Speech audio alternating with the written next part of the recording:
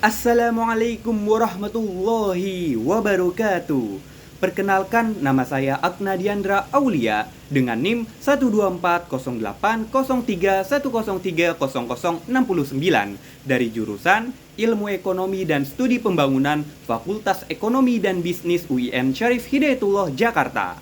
Di sini saya ingin membuat video pembelajaran dari mata kuliah studi Islam, yakni Hakikat Agama. Oke, kita langsung saja ke pokok pembahasannya. Yang pertama adalah kita akan membahas pengertian agama. Kemudian yang kedua adalah awal mula agama Islam. Yang ketiga, macam-macam agama, baik yang samawi maupun ardi. Yang keempat adalah unsur pokok yang membentuk agama Islam. Dan yang kelima adalah tujuan dan fungsi utama dari agama. Oke, kita langsung saja ke pengertian agama. Yang pertama, pengertian agama secara etimologi, yakni berasal dari dua kata, yaitu a dan gam. A bermakna tidak dan gam adalah kacau. Jadi, agama memiliki arti yaitu ketidakkacauan atau keteraturan. Sementara, pengertian agama secara terminologi, agama merupakan aturan ataupun tata cara hidup manusia dengan hubungannya dengan Tuhan, serta sesama manusia. Kemudian, pengertian agama Islam secara etimologi berasal dari bahasa Arab, yakni diambil dari kata salima yang berarti selamat, sentosa. Kemudian, dari kata ini dibentuk aslama yang berarti memelihara, selamat, sentosa, dan berarti pula berserah diri, patuh, tunduk, dan taat. Sementara, agama Islam secara terminologi, yakni agama Islam adalah ajaran-ajaran yang diwahyukan Tuhan kepada seluruh umat manusia melalui Nabi Muhammad SAW sebagai Rasul untuk memberikan peringatan dan kabar gembira.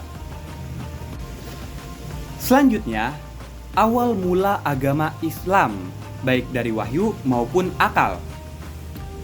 Yang pertama, agama Islam muncul di Arab pada tahun 610 Masehi, ditandai dengan turunnya wahyu pertama Al-Quran di Mekah kepada Nabi Muhammad SAW pada tanggal 6 Agustus tahun 611 Masehi.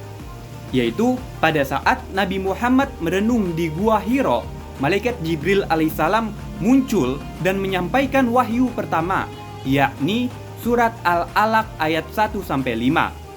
Wahyu tersebut mengabarkan bahwa Nabi Muhammad adalah Nabi akhir zaman yang akan mengalami penolakan dan penindasan. Setelah itu, wahyu kedua turun memerintahkan Nabi untuk menyeru manusia kepada Allah. Nabi Muhammad pun mulai berdakwah menyebarkan ajaran Islam di Mekah. Sehingga hal inilah yang merupakan awal mula atau asal-usul agama Islam dari wahyu yang disampaikan oleh Allah Subhanahu wa Ta'ala melalui malaikat Jibril alaihissalam kepada Nabi Muhammad sallallahu alaihi wasallam. Kemudian, wahyu yang disampaikan tentunya membutuhkan peran akal untuk mengungkapkan kebenaran yang dibawanya secara rasional, sehingga lebih mudah diterima oleh manusia. Hal ini sesuai dengan surat An-Nahl ayat 44 yang menekankan bahwa Al-Quran diturunkan untuk diterangkan kepada umat manusia dan dipikirkan. Wahyu dan akal berjalan beriringan dalam menyampaikan dan memahami ajaran Allah.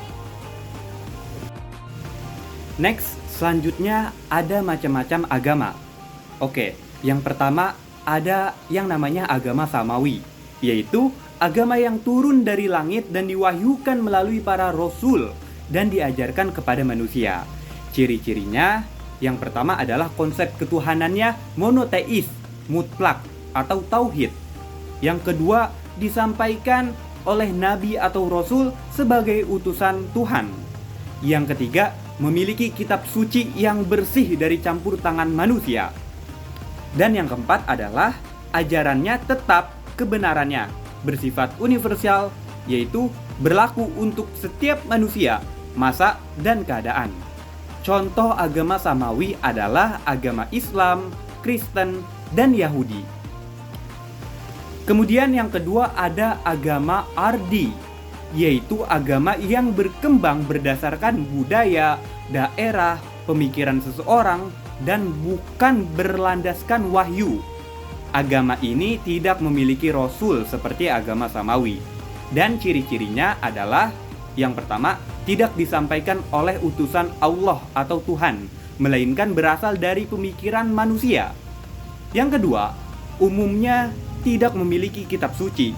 Kalaupun ada, akan berubah-ubah seiring dengan perjalanan sejarahnya. Dan yang ketiga adalah ajarannya dapat berubah sesuai perubahan akal, pikiran, masyarakat penganutnya. Contoh agama ardi yaitu agama Hindu, Buddha, Konghucu, Tao, Shinto, dan lain sebagainya. Selanjutnya, ada unsur-unsur pokok agama Islam. Yang pertama, akidah. Akidah adalah keyakinan yang mendorong seseorang untuk melaksanakan syariat. Kemudian yang kedua adalah syariah. Adalah aturan atau sistem yang mengatur hubungan antara manusia dengan Allah, manusia dengan manusia, dan manusia dengan alam. Dan yang ketiga adalah akhlak. Akhlak merupakan aspek perilaku yang tampak pada diri seseorang dalam hubungannya dengan dirinya, sesama manusia, dan alam sekitarnya. Dan yang terakhir adalah tujuan dan fungsi agama Islam. Yang pertama, tujuan agama Islam adalah menyelamatkan manusia dari kesesatan dan kerugian, baik sebagai individu, kelompok, maupun bangsa dan negara. Islam juga berperan penting dalam mengarahkan serta mengatur kehidupan bagi setiap umat manusia.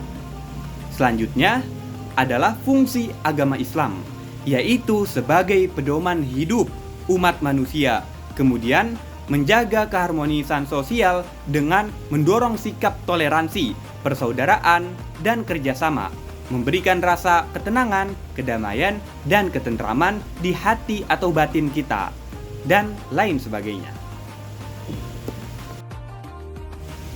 Cukup sekian dari saya.